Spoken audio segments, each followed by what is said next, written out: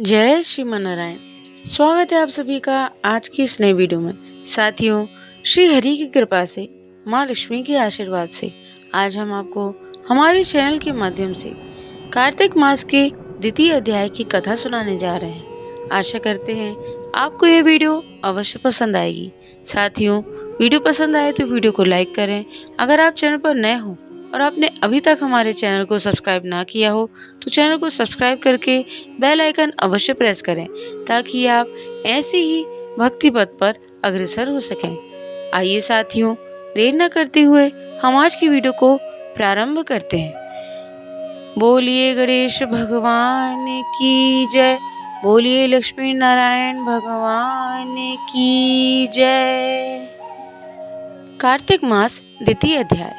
श्री कृष्ण का सत्यभामा को पूर्व जन्म की कथा का वर्णन।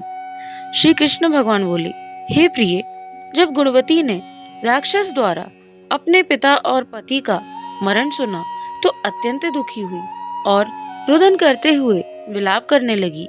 हे स्वामी, हे पिता, आप मुझे छोड़कर कहाँ चले गए? मैं आपके बिना क्या करूंगी? अब मेरे भोजन वस्त्र का प्रबंध कौन करेगा? कौन मेरा पालन पोषण करेगा? मेरे पास कुछ नहीं है और कामकाज करने में चतुर भी नहीं हूँ।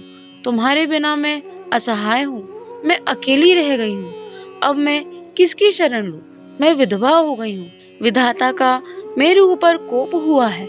मैं बड़ी पापिन हूँ। अब मैं कहाँ जाऊँ, कहाँ बैठूँ?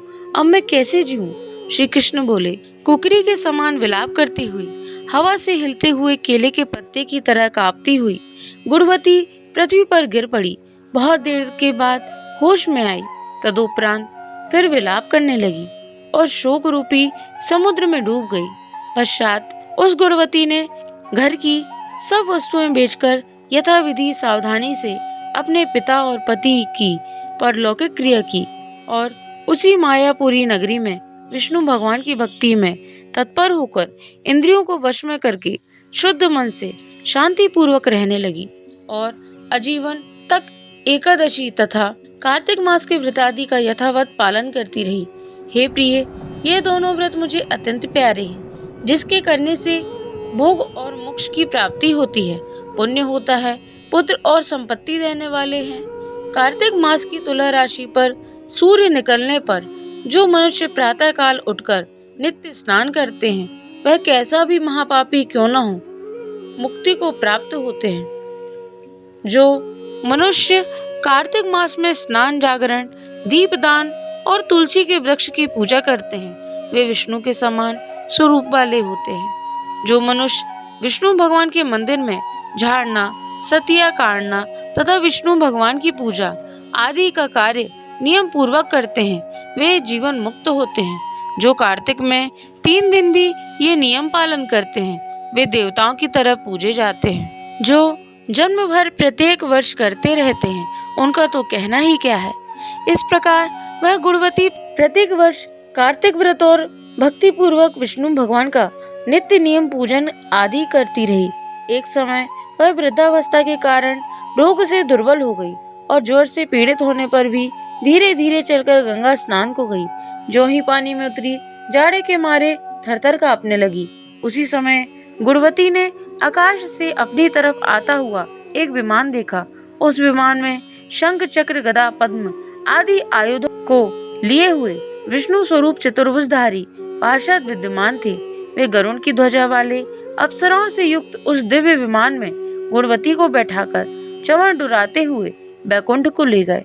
उस विमान में बैठी हुई गुणवती प्रदीप्त अग्नि के समान सुशोभित थी। इस प्रकार वह कार्तिक व्रत के प्रभाव से मेरे पास बैकुंठ धाम आ गई। बहुत समय बाद जब ब्रह्मादि देवताओं की प्रार्थना से मैं पृथ्वी लोक पर आया, तब वे मेरे गण भी मेरे साथ आए। हे भामिनी, यह सब यादव मेरे गण हैं और तुम्हारे पिता देव शर्मा भी इस जन्म में सत्राजित यादव होकर आए हैं तथा तुम्हारे पति चंद्र शर्मा इस जन्म में अक्रूर हैं। हे शुभे, तुम वही गुणवती हो जो कार्तिक स्नान के प्रभाव से मेरे लिए अत्यंत प्रिय हो। पूर्व जन्म में तुमने जो मेरे मंदिर के सामने तुलसी का बगीचा लगाया था, उसी पुण्य के कारण यह कल्प वृक्ष तुम्हारे आंगन में है। कार्तिक मास में जो पहले तुमने दीपदान किए हैं, उसी पुण्य फल से तुम्हारी देह दीप्यमान है और घर में लक्ष्मी देवी का निवास है। उस जन्म में तुमने जो संपूर्ण व्रताधिक पति स्वरूप भगवान को अर्पण किए थे, इसलिए तुम मेरी प्रिय पत्नी बनी हो।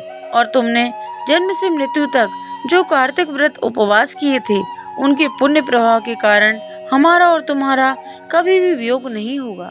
इसी प्रकार कार्तिक मास में नियम पूर्वक व्रत करने वाले लोग तुम्हारे समान ही मेरे प्यारे होंगे और सदा मेरे पास रहेंगे। अनेक प्रकार के यज्ञ, दान, व्रत, तप करने वाले मनुष्यों को जो फल मिलता है, वह कार्तिक मास के व्रत का 16वें भाग के बराबर भी फलदायक नहीं है। सूत जी बोले, सत्यभामा जी अपने पूर्व जन्म का सब हाल जानकर बड़ी प्रसन्न हुई और माधव श्री कृष्ण को नमस्कार करके बोली, इति श्री कार्तिक मास द्वितीय अध्याय संपूर्ण।